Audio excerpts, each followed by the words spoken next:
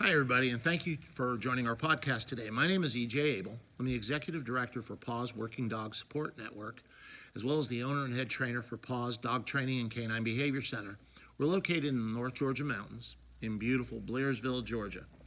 I'm hoping that we're going to be able to impart some information on you today and give you some knowledge. And our topic is going to be, so you want to get a dog. But first, I want to go over some of the things that Paws Working Dog Support Network does and how you could help us. The first thing that we do is we train service dogs to work with people with disabilities so that they can have independent lives. We work with everything from mobility issues, PTSD, Down syndrome, autism, as well as we are working with our first dog for diabetes detection.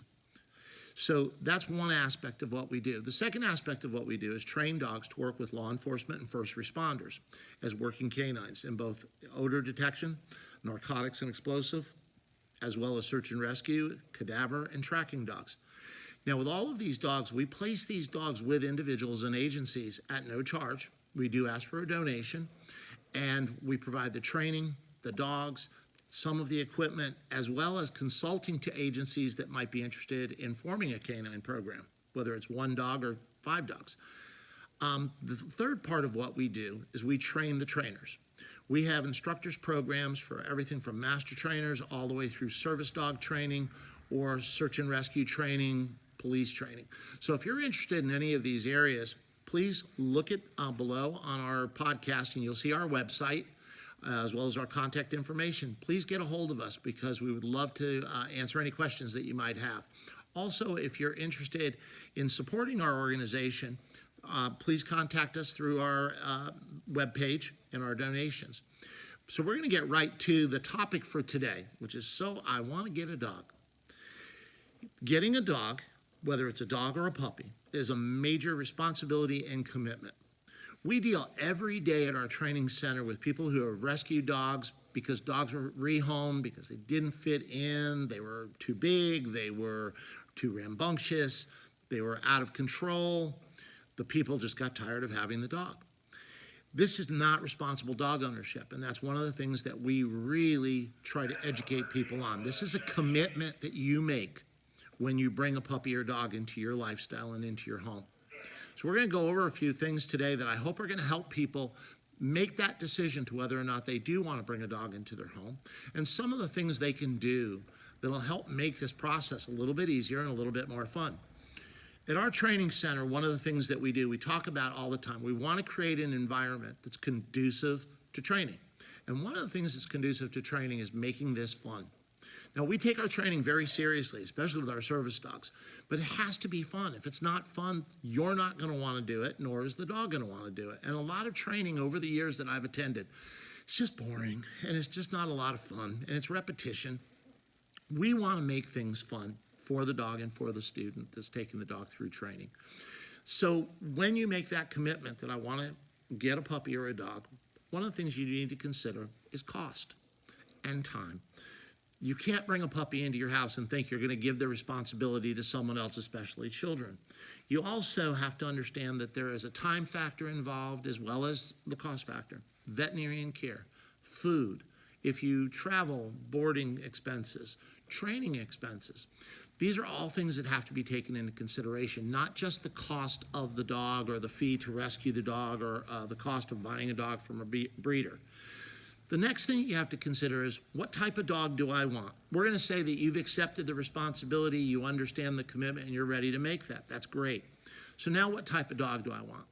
And how do I select the proper puppy or dog from my situation?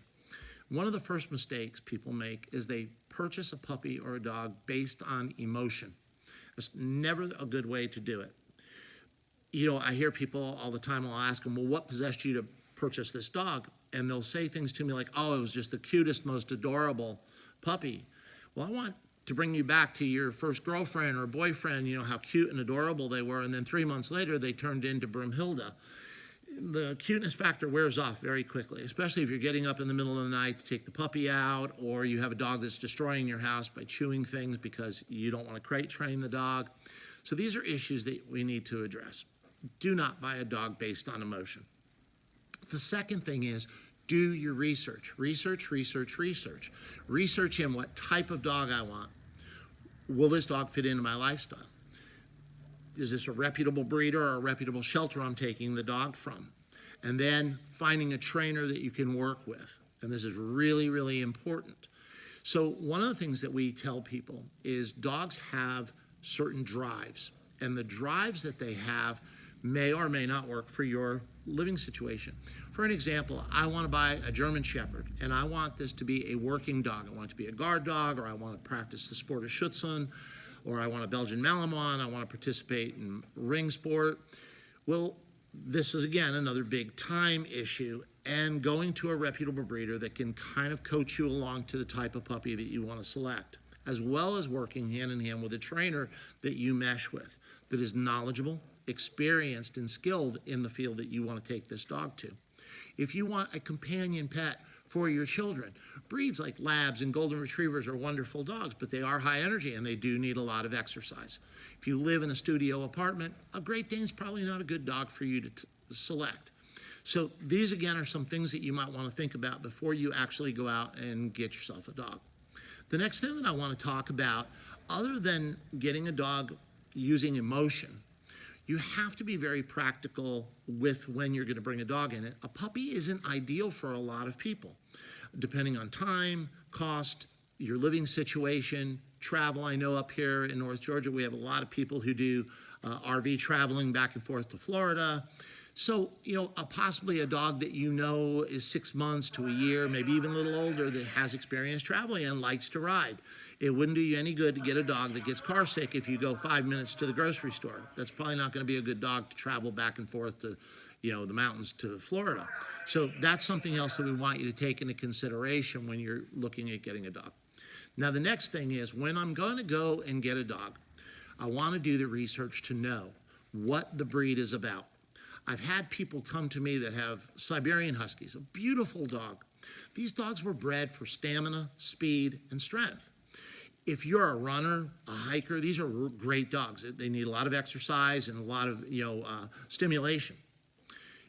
I wouldn't advise going out and getting a Chihuahua if you want to do backpacking. That's probably not going to be the best dog for you. The other thing that we run into a lot of times in our training program is people will tell us, I want a dog that'll protect my family, I want a dog that'll be good with my children, and I want a dog that'll just primarily lay on the sofa and watch TV. Well, that's a conflict right there, because dogs that have the drives to do guard work and protection work are probably not going to make really good couch potatoes. Now, that doesn't mean they can't be trained to be good house dogs. They most certainly can. But we want to make sure that we're getting a dog and we're doing our research to find out what the purpose behind that dog was in the original breeding. Also, we want to look at things like heredity, genetics. I've had people who will come to me with a dog that a friend of a friend who bred this dog because he had a male and the guy down the street had a female, and they don't know anything about genetics. They don't know anything about the background. They just have two beautiful dogs. They breed them together and they're expecting to have a litter of super dogs. It doesn't work that way. The other issue we run into a lot of times, so there's a lot of designer breeds out there, all kinds of doodles, Labradoodles, Golden Doodles. It's a mixed breed dog, folks. So you have to know what you're getting. Now, a lot of times people who are allergic to dogs and they're looking for a hypoallergenic dog, this could be a good route to go. But I do caution people, these aren't mixed breed dogs. When we look at a purebred dog, whether it's a German Shepherd or a Poodle, we know a little bit about the history of the dog because reputable breeders are going to be keeping good records. They're going to be monitoring the puppies. They're going to know where their dogs are at. They're going to understand what it takes to have a good, strong, foundational breeding program. So please do your research. That's so key to this whole thing. Now we come into an area that we directly deal with, and that's training and behavior. I've had people say, well, I rescued this dog because it was chewing up my friend's apartment. So you're taking on a problem dog, and you're expecting the dog to come into your environment, and there's not going to be any problems. There's not going to be any issues. That's foolish. That's going into something blind. People will go, well, it was a beautiful dog, and it's really smart, so I'm going to fix it. That's great, and you may very well be able to do that. And with professional help, a lot of times these problems can be solved. I always tell people, when you're looking at adopting a dog or rehoming a dog and accepting that dog in, you have to establish boundaries. Training begins from day one. When you get that dog, training starts immediately.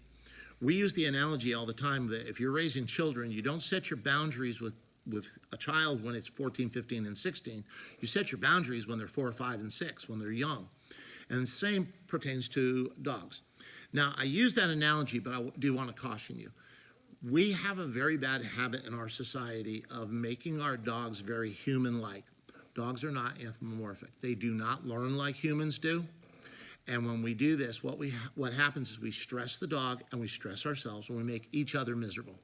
That is not a good way to approach it. We want to keep our dog as a dog, understanding dog drives, behaviors, instinctive behaviors, genetics of the dog. These are all things that help us keep our dog in perspective. Years ago, I remember my wife saying, "I think you love dogs sometimes more than you love me." And being a typical male, I opened my mouth and said, "Oh no, about the same." And as the word same came out, I realized that I better clarify this. So I told her, I said, you have to realize I've never had a dog lie to me. I've never had a dog steal from me. I've never had a dog cheat on me. Can you say that about most people? And the answer is no. So why would I want to take this really wonderful creature that's got just huge heart and tons of passion and turn it into a human? It makes no sense. Things like taking your dog, I want a dog that I can take out. I want to go to cafes. I want to bring my dog with me. Well, that takes training, and that takes patience, and that takes practice, and it takes exposure and socialization. You have to make sure you have the time to do all these things. You cannot keep your dog on your property 24/7 and then all of a sudden take that same dog and think the dog is going to behave. It's akin to taking your children who never go to a restaurant, and instead of bringing them to McDonald's or a fast food restaurant, you bring them to a 5-star restaurant. They are not going to know how to behave because they've never been exposed to that. So we have to expose our dogs to as many things as possible so that we have a really well-adjusted dog. So that's something to keep in mind.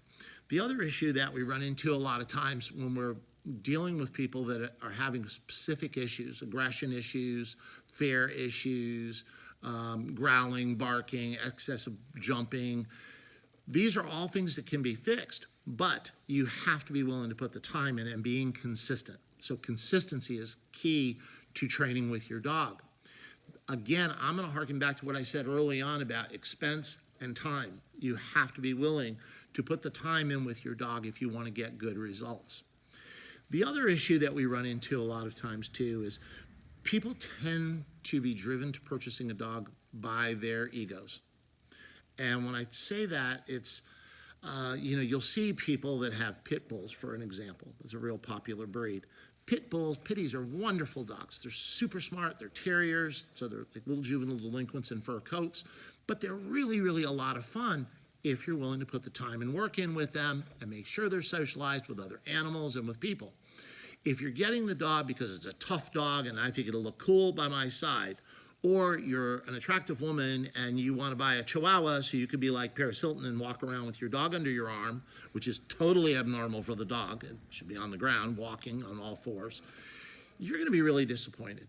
And not only are you going to be disappointed, but I'm probably going to end up with a dog like that rehomed into another class. So don't use your ego. And I tell people all the time, if you go to purchase a vehicle, you don't go buy the first vehicle that you see. But yet people will say, "Oh, I've always wanted a German Shepherd." They go out, they go to a backyard breeder, and they pick out the first dog. Now they're having all kinds of problems. They're having aggression problems, fear problems. The dog, they don't know anything about the dog's background. They don't know anything about the dog's genetics. And they're expecting the dog to do something it is not specifically designed for. You can't, I use the term putting round pegs in square holes. And a lot of times we expect more out of our dogs than we're willing to put into our dogs or that the dogs are capable of doing. This comes into play a lot with the nervous system of the dog. The dog has to have sound nerves. When I talk to breeders, sometimes I'll hear things like, "Well, I breed for temperament." What does exactly that mean? I don't want a dog that's a mushball if I'm going to use it as a working dog. I need intelligence. I need stable nerves. I need a good temperament. I need a well-balanced dog. I need a dog that has very few health issues, is an athlete, is strong, and is powerful. I don't want a dog that has been bred because I want a specific color. I want it to move a certain way in the ring. This is not good for dogs that are going to be going out into working jobs. So keep your ego in check when you're looking for a dog. The other issue that we run into sometimes is people want big dogs, giant dogs. We have a Boerboel right now that we've taken on that we're doing training with. And our boy Dino's at just about 7.5 months old, and he's almost 80 pounds. He's a big dog. I'm 6'4", 280 pounds. And at times he's trying with me. This would not necessarily be a dog I would give to somebody who's 5'2" and weighs 110 pounds, because the dog is going to grow to be 140, 150, 160 pounds. Now, that same dog can be handled by that person if they're going to do the training and they're going to put the time and the patience and energy into it. But be aware that it's, again, a training commitment to get your dog to be where you want it to be, when you want it to be there. I hope that we've been able to cover some things. And, I know some people are going to write and go, well, you're very discouraging about getting a dog. And if that's the case, I'm glad, because I'm making you think about making that commitment and that responsibility. I want you to think about what you're going to do. I want to read something to you that we have on the back of one of our flyers, and I think this will ring true for a lot of people, and I think a lot of breeders will appreciate this. If you can't love a dog like a family member, don't get one, because they only know how to look at you as a pack member, and to them, that is family. So we have to understand that dogs are pack animals, and when dogs are pack animals, you must be the leader of that pack. I get people all the time who tell me, well, I don't want to train my dog. I don't believe in training my dog. I want my dog to run free and have a happy life. Well, that is romanticizing your relationship with an animal, and it's not true.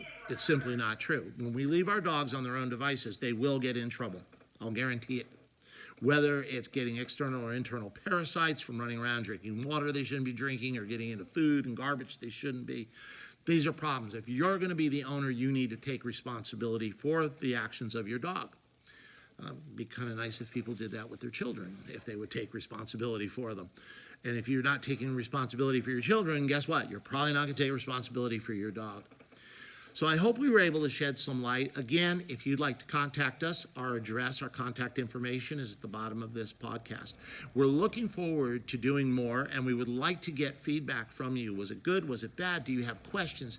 Please write us your questions, because we can see where the majority of people would like us to go with these podcasts.